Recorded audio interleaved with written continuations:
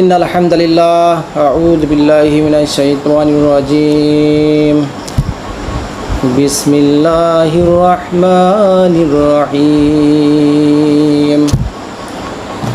সকল প্রশংসা আমার আল্লাহ তাআলার জন্য, সমস্ত প্রশংসা আমার আল্লাহ তাআলার জন্য, যে আল্লাহ তাআলা আমাদেরকে অত্যন্ত ভালোবেসে আদর করে মহব্বত করে আশরাফুল মাখলুকাত সৃষ্টির সিরাজীব হিসেবে সৃষ্টি করেছেন, উম্মতি মুহাম্মাদি হিসেবে সৃষ্টি করেছেন। যে আল্লাহ তাআলা আমাদেরকে অত্যন্ত ভালোবেসে ছাঁটাই করে বাছাই করে তার কিছু মনোনীত বান্দাদেরকে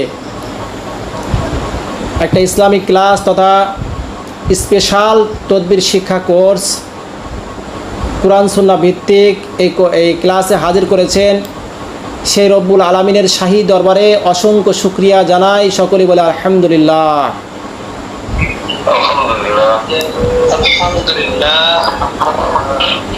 শতকোটি দরুদ ও সালাম মানবতার মুক্তির দূত, সর্বশ্রেষ্ঠ নবী, সর্বশেষ নবী, এক নামদার তাজদারি মদিনা, শাফাআতে নবী, নবীদের সর্দার জনাবে মুহাম্মদ রাসূলুল্লাহ, সকলেই বলি সাল্লাল্লাহু আলাইহি ওয়াসাল্লাম। সম্মানিত হযরতগণ, আশা করি আল্লাহ পাকের অশেষ মেহেরবানিতে আপনারা ভালো আছেন, সুস্থ আছেন। আপনাদের দোয়ায় আল্লাহ পাকের অশেষ মেহেরবানিতে আমিও ভালো আছি, সুস্থ আছি, আলহামদুলিল্লাহ। এখন সরাসরি যে আমলটা আপনাদেরকে দেব, এখন রুহানি শক্তি বৃদ্ধির যে আমলটা আপনাদেরকে দেব, খুবই খুবই খুবই গুরুত্বপূর্ণ। আমার নিজের পরীক্ষিত, আমি নিজে আমল করেছি। আর আপনাদেরকে যে আমলগুলো দেয় বেশিরভাগই আমার পরীক্ষিত। আচ্ছা, এখন যে তদবিরটা আপনাদেরকে শিক্ষা দেব, বলে দেব, উপহার দেব, এটা অত্যন্ত গুরুত্বপূর্ণ। আমি যেভাবে বলি, যে নিয়মে ঠিক ওইভাবে আল্লাহ পাকের উপর তাওয়াক্কুল করে আমার কথার উপর বিশ্বাস করে যদি আমলটা করতে পারেন, ইনশাআল্লাহুল আজিজ, আল্লাহ পাক যদি দয়া করে মায়া করে আপনার কাজ খুলে যেতে পারে। বুঝতে পারছেন? মানে কাজ খুলে গেছে, প্রমাণ আছে, তাহলে আপনার খুলবে না কেন? আপনার মধ্যে তাহলে ভেজাল আছে, নাই খুলতে হবে, নাই তো আপনার মধ্যে ভেজাল আছে, যে কোনো একটা কিছু হবে। আর নইলে আমলের মধ্যে ভুল করছেন। তাহলে এতটুকু বিশ্বাস নিয়ে আমলটা করতে হবে। লেখেন, রুহানি শক্তি বৃদ্ধি বা কাশ খোলার শক্তিশালী তদবির। আচ্ছা, এই আমলটা করবেন কারা? যাদের প্রোটেকশন ভালো আছে। কারা করবেন? যাদের প্রোটেকশন ভালো আছে। এখন প্রশ্ন করতে পারেন, উস্তাদ প্রোটেকশন আবার কি? প্রোটেকশন হলো ইংরেজি শব্দ, ইংলিশ শব্দ, এর বাংলা অর্থ হচ্ছে নিরাপত্তা। বুঝতে পারছেন? যাদের নিরাপত্তা, নিজের এবং নিজের পরিবার নিরাপত্তা ভালো আছে, নিজের নিরাপত্তা ভালো আছে, তারাই শুধু করবেন। এই আমলটা আমার ইজাজত ছাড়া করিবেন না, ঠিক আছে? এটার ইজাজত ছাড়া, অনুমতি ছাড়া আমলটা করা যাবে না, যতই সেটা ভালো আমল হোক। বুঝতে পারছেন? আচ্ছা, এই আমলের জন্য আপনাকে একটা নির্জন ঘর বেছে নিতে হবে। দ্রুত লিখবেন। সর্বপ্রথম আপনাকে একটা নির্জন ঘর নির্বাচন করতে হবে, যে ঘরে আপনাকে কেউ ডিস্টার্ব করবে না, কেউ বিরক্ত করবে না। আচ্ছা, যে ঘরে আপনাকে কেউ ডিস্টার্ব করবে না, আপনাকে কেউ দেখবে না বা বুঝতে পারবে না, এমন একটা নির্জন ঘর আপনাকে বেছে নিতে হবে, ঠিক আছে? আচ্ছা,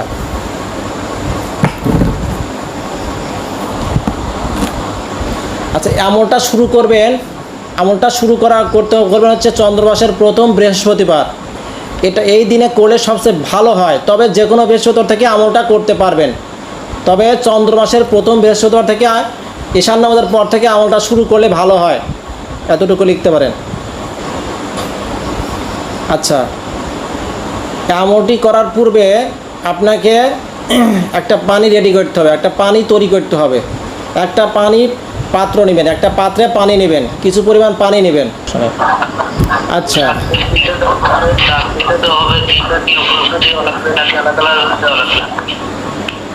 বুঝি না হযরত, ইয়ারফোন খুলে কথা বলেন।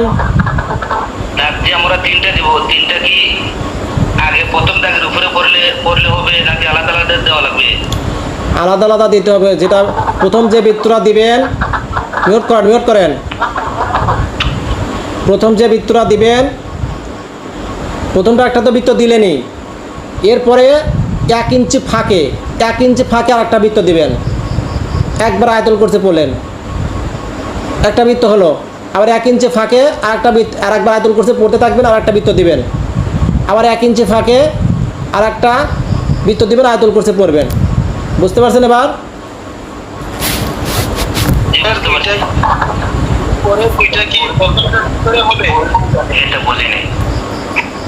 আমি বলছি যে প্রত্যেকটা বৃত্তের জন্য একবার করে আয়তুল কুরসি পড়তে হবে, এবং যে বৃত্তটা দিবেন ওই বৃত্তের উপরে আর কোনো বৃত্ত দেওয়া যাবে না, ওই বৃত্ত থেকে একটু ফাঁকে একটা বৃত্ত দিতে হবে।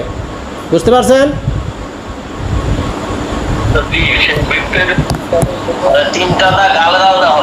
জি জি জি।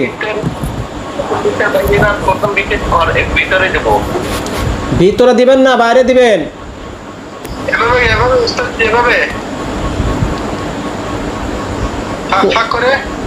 হ্যাঁ, মাঝখানে 1-2 ইঞ্চি ফাঁকা থাকবে।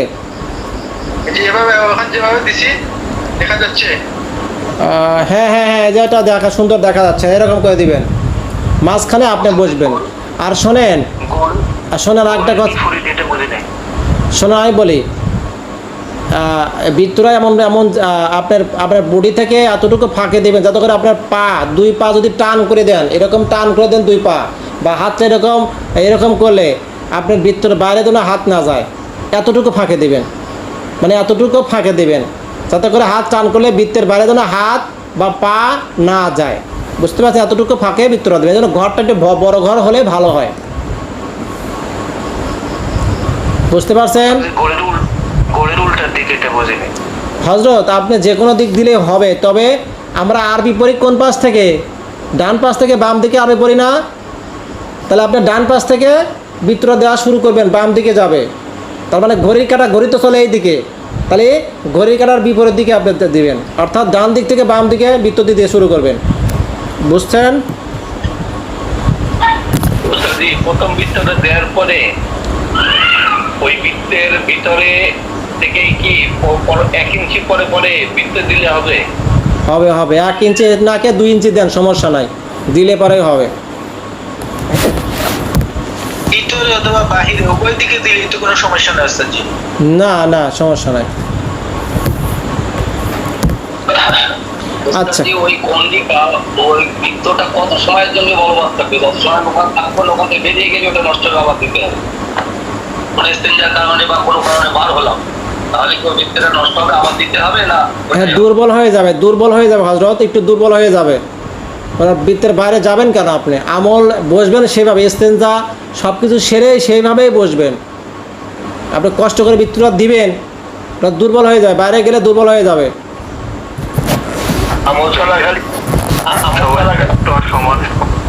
দিনের জন্য কি বৃত্ত দেওয়ার প্রয়োজন, নাকি একদিন করলে বাদ বাকি দিনগুলো আমাদের এক আমলই যথেষ্ট হবে? প্রতিদিন বৃত্ত দিতে হবে, প্রতিদিন বৃত্ত দিতে, যতদিন আমল করে ততদিন বৃত্ত দিবেন।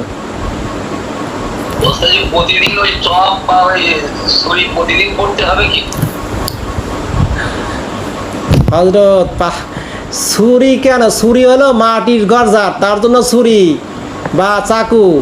আর ফ্লোরের জন্য পাকা ফ্লোর। এখন তো বেশিরভাগই বড় লোক, ধনী, টাকাওয়ালা লোক।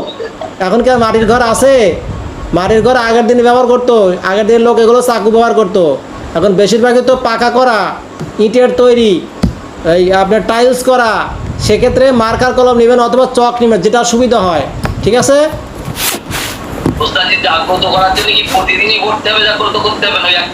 প্রতিদিনই জাগ্রত করবেন, এটা একটা সিরিয়াস আমল। আপনি কেন জাগ্রত করবেন না? এত আর বেশি সময় লাগতেছে না, 5 বার আয়াতুল কুরসি পড়তে কয় মিনিট সময় লাগে? এটা পড়ে দিবেন, সমস্যা কি? আচ্ছা।